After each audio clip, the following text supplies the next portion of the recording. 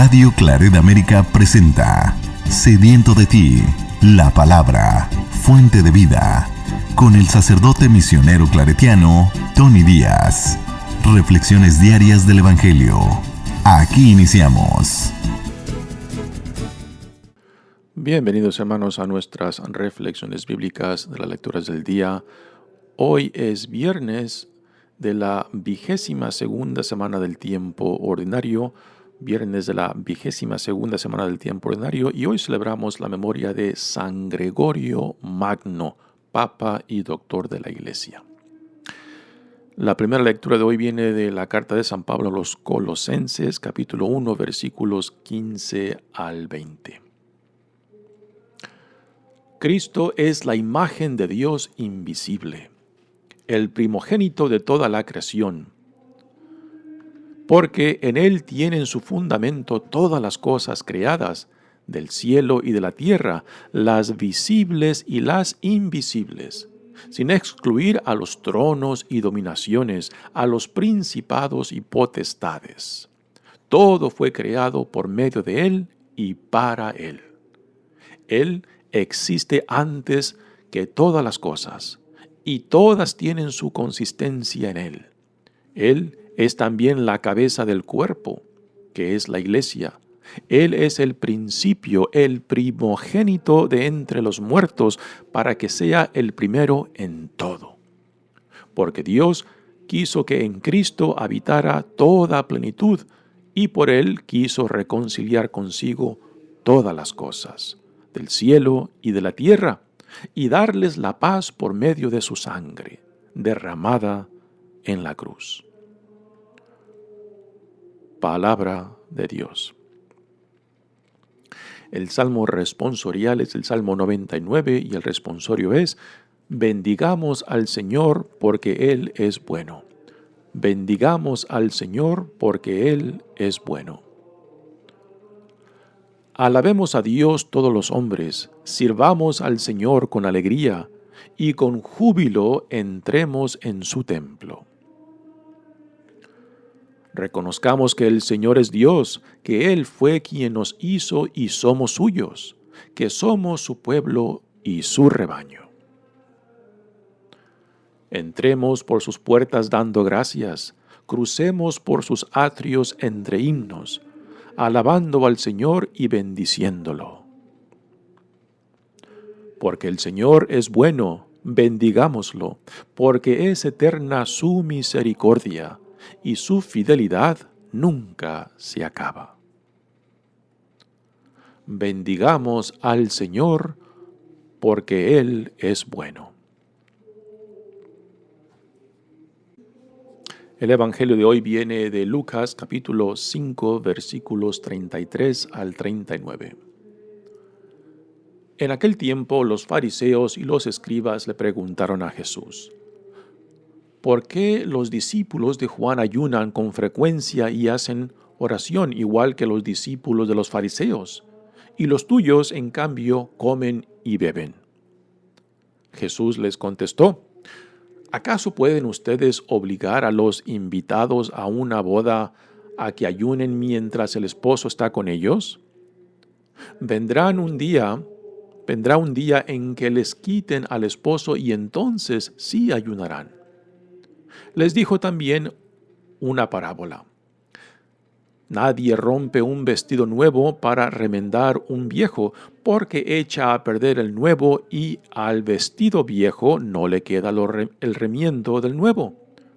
Nadie echa vino nuevo en odres viejos, porque el vino nuevo revienta los odres y entonces el vino se tira y los odres se echan a perder. El vino nuevo hay que echarlo en odres nuevos, y así se conservan el vino y los odres. Y nadie, acabando de beber un vino añejo, acepta uno nuevo, pues dice: el añejo es mejor. Palabra del Señor. Muy bien, damos comienzo a nuestra reflexión, pero antes de entrar propiamente a las lecturas, digamos un poco acerca de San Gregorio Magno, Papa y Doctor de la Iglesia. Si hay un santo que merece verdaderamente el título de Magno o el Grande, es este hombre, San Gregorio. Vivió en el año, o nació en el año 540. Fue hijo de un senador romano, así que venía de una familia de mucha influencia política, social y económica. A los 33 años, Gregorio decide vender sus propiedades y con el dinero que obtiene funda 6 monasterios. A uno de ellos, al de San Andrés, es al que después de un año él ingresa. Y también dona gran parte del dinero que obtuvo por la venta de sus propiedades para contribuir a la población de los pobres en su región. Después de que ingresa al monasterio de San Andrés, a muy corto tiempo, el Papa Benedicto I lo llama a Roma para que pase a ser uno de los 7 diáconos de Roma. Parece ser una posición muy importante dentro de la iglesia en Roma. Después, el siguiente Papa, Pelagio II, lo nombra embajador a Bizancio, que es lo que hoy en día sería Turquía. Y después de 6 años regresa otra vez a su monasterio de San Andrés, donde es nombrado abad del monasterio. Después, en el año 590, fue elegido papa. Y aquí empieza la trayectoria de San Gregorio, dejando una huella profunda en la iglesia. Cuando Gregorio es elegido papa, toma posesión de la iglesia en un periodo muy caótico, no solamente dentro de la iglesia, sino también dentro del Imperio Romano, puesto que para estos años 590 ya el Imperio Romano había caído, estaba en decadencia y había un tremendo vacío de autoridad en lo que antes el Imperio Romano controlaba. También Gregorio hereda los problemas políticos internos de lo que antes era el Imperio Romano. Había un vacío de autoridad y así que la Iglesia Católica en aquel entonces era la única institución que tenía cierta constancia y cierta solidez. Así que Gregorio como papa tuvo que tomar las riendas también del gobierno civil y él fue poniendo autoridades civiles para que pudieran llenar el vacío político que la decadencia y la caída del Imperio Romano había dejado. También del norte venían varias tribus que estaban invadiendo lo que antes era el Imperio Romano. Ya que había decaído el Imperio Romano, pues entonces las fronteras estaban siendo invadidas. Uno de estos grupos, una de las tribus, los lombardos, fue una de las tribus que llegó prácticamente a las puertas de Roma, invadiendo, puesto que ya no había la resistencia que el Imperio Romano ponía a estas tribus del norte. También en gran parte de lo que antes era el Imperio Romano de aquel entonces, había tremenda hambre, también las plagas, y todo esto, Gregorio lo hereda, y es aquí donde empieza a resaltar no solamente la personalidad, sino también la inteligencia, la sabiduría de este gran hombre. Por eso, si hay un hombre, hay un santo que realmente merece el título de Magno, como el Grande, realmente es porque él heredó una situación muy difícil y que a pesar de las dificultades tanto dentro de la iglesia y también de lo que antes fue el Imperio Romano, pues responde a este gran reto y este gran vacío que dejó la caída del Imperio Romano. Por la cantidad de cartas que dejó Gregorio Magno, nos damos cuenta de su inteligencia, de su prudencia y cómo él fue navegando estas aguas turbulentas de su tiempo. También dejó grandes escritos en cantidad y en calidad.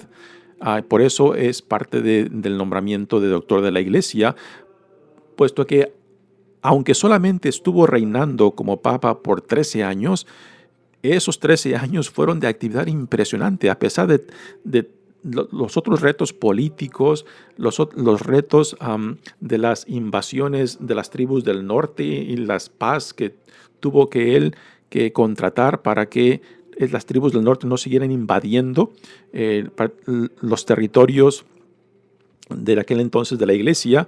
Aún tuvo bastante tiempo para escribir en cuestiones de teología, ¿no? Y lo que dejó él por escrito, pues brevemente, no solamente en cantidad, sino en calidad, es muy significante. También hizo gran influencia en el crecimiento litúrgico de la iglesia. Aún hoy en día, por ejemplo, el lugar que el Padre Nuestro, la oración del Padre Nuestro, tiene dentro de la Eucaristía, donde está localizado, en parte, él fue quien cambió el lugar del Padre Nuestro en la misa. Y esto fue a fines del siglo XVI, ¿no? Así que la influencia litúrgica de este gran Papa aún la tenemos hoy en día. También en cuestión de música, ¿no? El canto gregoriano se le atribuye a él. No de que él lo haya creado, sino que él lo promovió, ¿no? Y esta bella tradición es lo que están escuchando en el fondo de esta reflexión, es el canto gregoriano, ¿no? Música contemplativa, música que aún hoy en día continúa en las tradiciones monásticas de la iglesia. Así que este gran hombre, San Gregorio Magno, Papa y doctor de la iglesia, realmente, aunque solamente reinó por 13 años, dejó una huella profunda, tan profunda que todo lo que él legó a la iglesia en su trabajo, en sus obras, pues aún seguimos cosechando de lo que Dios, por medio de este gran hombre, hizo. Particularmente considerando los tiempos caóticos, los tiempos del fines del siglo XVI. Murió relativamente joven porque vivió una vida muy severa. Y esto pues le debilitó mucho su salud. Y a causa de esto pues muere relativamente muy joven. Pero nuevamente, a pesar de su juventud, a pesar del corto tiempo que tuvo como papa, 13 años, lo que impactó, la huella profunda que dejó es realmente impresionante. Así que por esta vida de San Gregorio Magno, le damos gracias a Dios por este sí a Cristo, por este sí a Dios, por este sí a la iglesia, y cómo se entregó en cuerpo y alma para dar lo mejor de lo que Dios le dio a él. Muy bien, pasemos ahora a las lecturas de hoy. Continuamos leyendo de la carta de San Pablo a los Colosenses. Y aquí ahora viene el tratado de Pablo en torno al problema que están pasando los hermanos en esta comunidad de Colosas. Pablo, por parte de Epafras, se da cuenta de que hay ciertas tendencias en esta comunidad de Colosas en la cual la creencia en los santos, en potestades, en seres cósmicos que controlan el movimiento de los astros y que determinan el destino de los hombres, pues están poniendo en peligro la supremacía de Jesús. Y que por tanto, por medio de esta carta, Pablo tiene que, pues, no solamente defender la supremacía, la primacía de Jesús, tanto en la creación como en la redención, para poder controlar y también resistir estas tendencias, tanto judías como gnósticas, que se están manifestando entre los hermanos de esta comunidad cristiana de Colosas. Y aquí en esta primera lectura tenemos lo que algunos comentaristas de las cartas de San Pablo dicen, de que es muy posible de que estas palabras de Pablo vienen siendo un himno que quizás circulaba ya en tiempos de la iglesia primitiva. Y parece ser un himno que también lo encontramos manifestado en el primer capítulo del Evangelio de Juan. Al escuchar estas palabras, ojalá que haya identificado claramente la visión del Cristo preexistente en el tiempo y que por medio de él toda la creación se llevó a cabo, que es lo que leemos en el primer capítulo del Evangelio de Juan. Dice Pablo, Cristo es la imagen de Dios invisible, el primogénito de toda la creación. Aquí esto tiene resonancia del primer capítulo de Juan, donde nos habla de la preexistencia de Cristo, la palabra de Dios, y que por medio de él todo fue creado. Porque en él tiene su fundamento todas las cosas creadas del cielo y de la tierra, las visibles y las invisibles, sin excluir a los tronos y dominaciones. Aquí claramente podemos imaginar de que Pablo tiene en mente a estos que están promoviendo estas tendencias herégicas de querer desplazar a Cristo del centro o de querer simplemente ponerlo como uno de tantos seres cósmicos que forman parte de las creencias gnósticas y de algunos judíos cristianos que eran parte de esta comunidad de Colosas, ¿no? Así que si Cristo, el Hijo de Dios, la palabra de Dios preexistía en el tiempo y que por medio de él todo fue creado, entonces él está por encima de todo y no hay nada que se pueda igualar o que le pueda hacer competencia, ¿no? Y este es el punto que Pablo quiere hacer en esta lectura.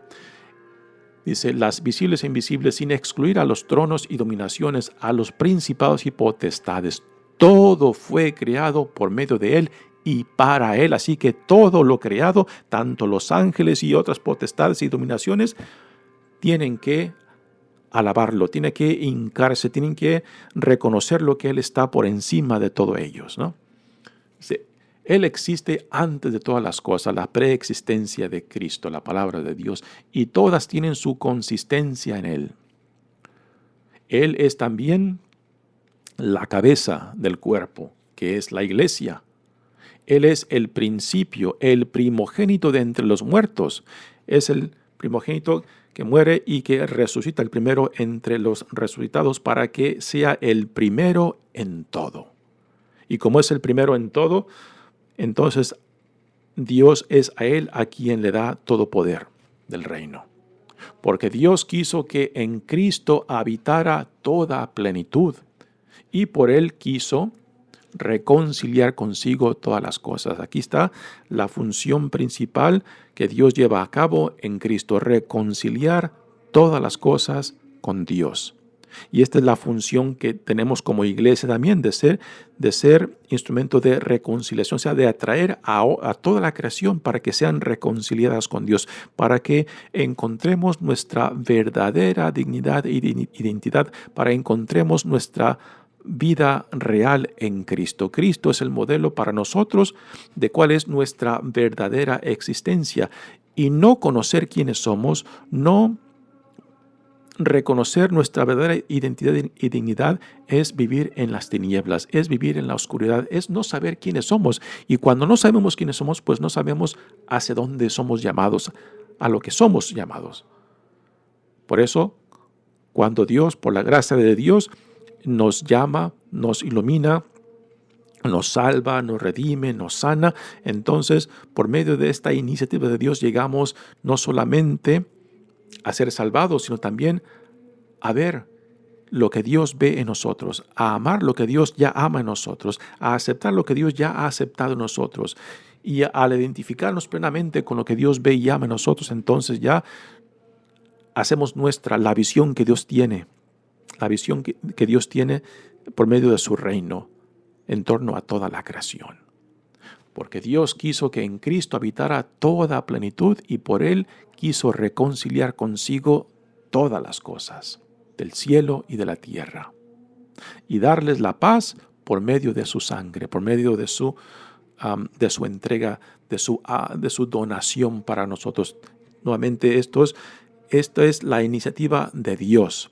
No es el hombre que ha subido al cielo para bajar a Dios, es Dios que por pura iniciativa de él, por amor a su creación, por amor a nosotros, se hace uno con nosotros, se dona, se entrega por nosotros para salvarnos de nosotros mismos.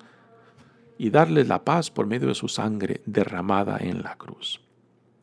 Muy bien, pasemos ahora al Evangelio de hoy.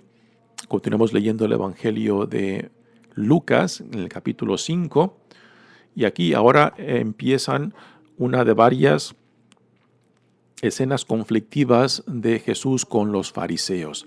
Nos hemos saltado algunos episodios, por ejemplo, el llamado de Mateo, y ahora aquí entramos a esta escena de conflicto de Jesús con los fariseos. No es Jesús que busca el conflicto, son los fariseos que vienen y lo cuestionan, y muchas de estas escenas de conflictos pues son trampas, son tramas que los fariseos, en la medida que Jesús va aumentando en popularidad, de que lo van viendo más como una amenaza y que por tanto van buscando cómo plantearle trampas para poderlo acusar públicamente y así poderlo condenar, ¿no? Y esta es una de ellas. Dice el Evangelio: en aquel tiempo los fariseos y los escribas le preguntaron a Jesús: ¿por qué los discípulos de Juan ayunan con frecuencia y hacen oración, igual que los discípulos de los fariseos, y los tuyos, en cambio, comen y beben? Esto en el Evangelio de Lucas es algo muy significante, porque es en el Evangelio de Lucas, a diferencia de los otros evangelios, de que Jesús constantemente lo encontramos comiendo en cenas, en fiestas, ¿no? Y porque Jesús está en esos ambientes, pues igualmente sus discípulos comen y beben, ¿no? Los discípulos de Juan, sabemos por los otros evangelios también de que vivían una vida muy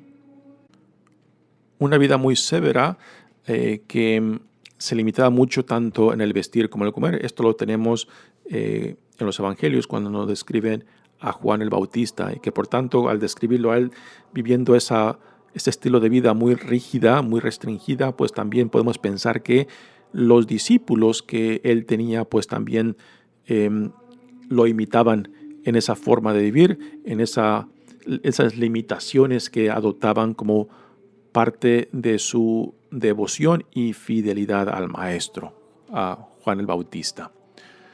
Ahora, el Evangelio dice que los discípulos de los fariseos, en realidad los fariseos no tenían discípulos, pero sí tenían prácticas de ayunos. La tradición de aquel entonces solamente exigía un ayuno una vez al año. Así como nosotros también en la Iglesia Católica oficialmente solamente tenemos 2 días de ayuno formal, que viene siendo el miércoles de ceniza y el Viernes Santo. Son los días en los cuales la Iglesia oficialmente promueve el ayuno, pero después hay muchos que adoptan la práctica del ayuno como parte de su devoción, parte de su crecimiento, parte de su disciplina personal. Pues igualmente los discípulos de Juan tenían la práctica del ayuno, y los fariseos ayunaban por lo menos 2 veces por semana, que eran parte de su identidad religiosa. Y sin embargo, los discípulos de Jesucristo, pues porque lo acompañaban, y Jesús en este evangelio lo tenemos constantemente en comidas y fiestas, pues es por eso que le hacen la pregunta, ¿no? Si nosotros, los fariseos, ayunamos y los discípulos de Juan ayunan, ¿por qué? ¿Por qué ustedes no? Y Jesús aquí les contesta con una respuesta en 2 partes. Dice Jesús: ¿acaso pueden ustedes obligar a los invitados a una boda a que ayunen?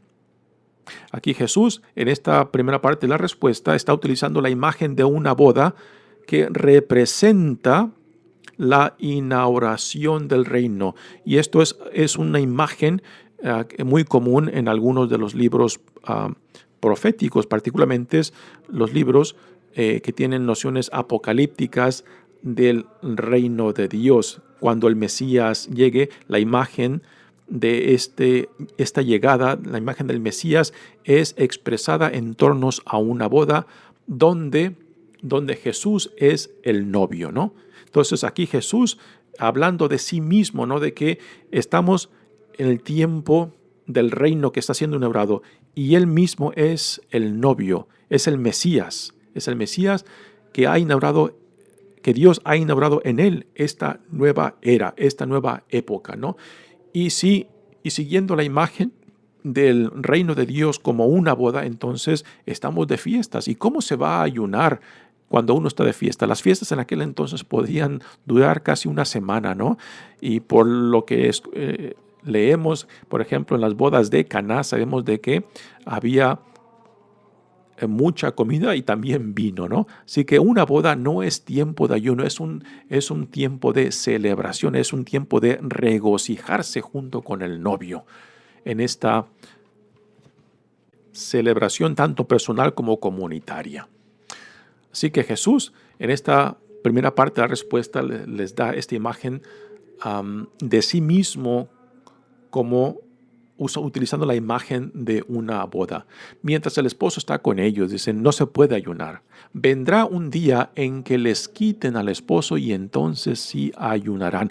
Aquí Jesús está haciendo referencia al tiempo cuando Él sea arrestado, cuando Él sea condenado a muerte. Entonces vendrá el ayuno. Pero mientras estamos de fiesta, no se puede ayunar, dice Jesús. Y después les da una parábola para adentrarse más a lo que Dios en Jesucristo, a lo que Dios en Él está haciendo, de que algo radical está haciendo irrupción en la historia humana y que para poder percibir y participar en esta nueva realidad del reino hay que tener nuevos ojos, hay que tener un nuevo corazón, hay que dejarse iluminar por lo que Dios está haciendo, ¿no? Y aquí es donde entra el contraste entre lo viejo y lo nuevo. Dice Jesús en esta parábola, nadie rompe un vestido nuevo para remendar uno viejo, porque echa a perder el nuevo y al vestido viejo no le queda el remiendo del nuevo. Aquí hay que hacer una comparación entre esta parábola como Lucas la presenta y como Marcos la presenta en el suyo.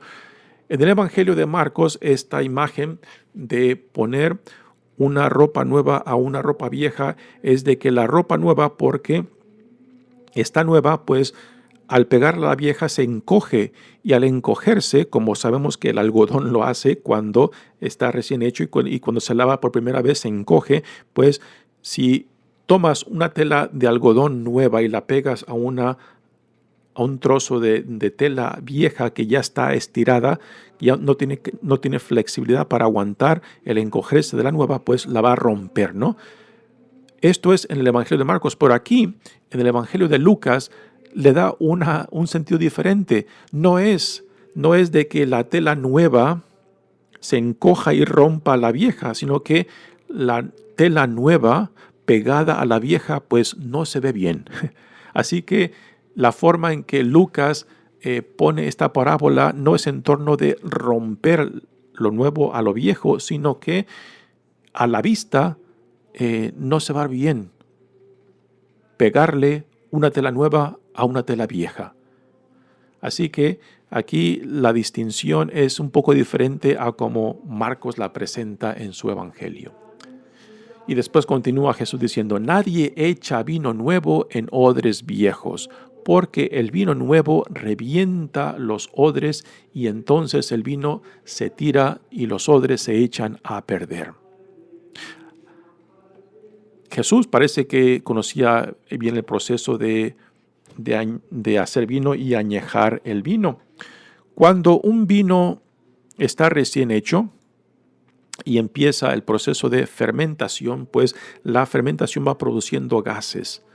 Y cuando el vino se echa en odres, que son pieles de cabra, pues el proceso de fermentación expande el vino y que por tanto las pieles o las odres de cabra tienen que tener la flexibilidad para aguantar esa expansión del vino en el proceso de añejamiento, en el proceso en el cual el alcohol se está produciendo y se va expandiendo. Así que unas odres viejas que ya han perdido la flexibilidad, la capacidad de poder expandirse, no pueden ser utilizadas para un vino nuevo, porque entonces el vino nuevo, con la producción de gases, con la expansión del proceso de añejamiento, pues van a reventar las odres viejas, porque ya no están flexibles. Por eso, vino nuevo en odres nuevas que aún tienen la flexibilidad y capacidad de expandirse junto con el vino nuevo, ¿no? Así que con esto Jesús nos quiere decir de que lo que Dios está llevando a cabo en él requieren ojos nuevos, requieren la capacidad de dejarse iluminar por lo nuevo que Dios está llevando a cabo en él, ¿no? De que el reino de Dios, al ser irrupción en la historia humana, está llevando a cabo algo nuevo, y para poder percibir lo nuevo que Dios está llevando a cabo, hay que tener nuevos ojos y nuevos corazones para poder no solamente verlo, percibirlo, sino también aceptarlo, lo cual fue el gran problema de los líderes religiosos del tiempo de Jesús, porque se enfocaban solamente en lo antiguo, en lo viejo, y esto les prevenía de ver con ojos nuevos.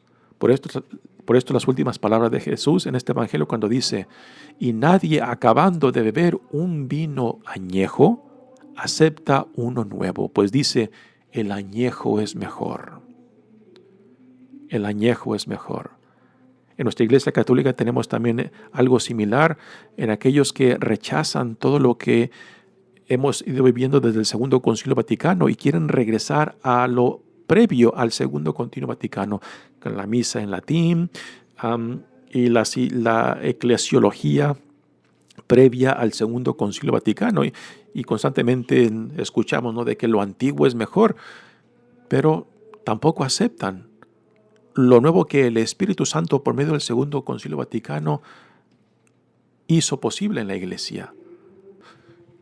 Y para esto se requieren ojos nuevos, un corazón nuevo y una disponibilidad de dejarse iluminar y transformar por lo que Dios está llevando a cabo en nosotros y en este proceso del reino. Mi nombre es Padre Tony Díaz, misionero claretiano. Que Dios los bendiga. Radio Claret América presentó Sediento de ti, la palabra. Fuente de vida. Sus comentarios son importantes. Contáctenos en radioclaretamerica@gmail.com.